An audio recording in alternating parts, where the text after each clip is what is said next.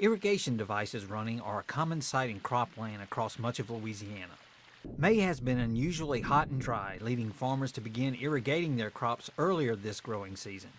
Stacia Davis-Conger, an irrigation specialist with the LSU AgCenter, says soil types will affect how you irrigate.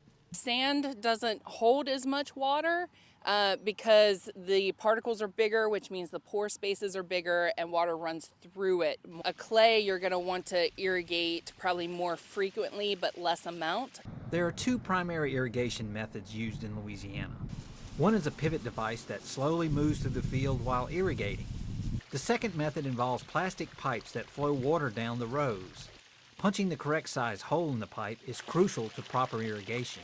If you're punching too big of a hole, then more water is going to come out than it should. You can have water run out the bottom of the field before it should. That's a big issue with having the wrong hole size.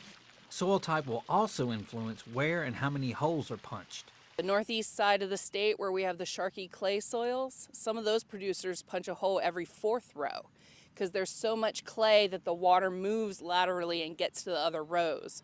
In a dry year, it can take more than a foot of irrigation water to produce a crop. You're probably going to apply between 2 to 3 inches of water every time you irrigate. Then you add that up for each irrigation event. If you're doing 5 irrigation events, that's probably about 15 inches of water. Davis-Conger is studying the use of sensors in fields to determine when producers should irrigate and hopes the sensors will reduce water usage and waste. With the LSU AgCenter, this is Craig Gautreaux reporting.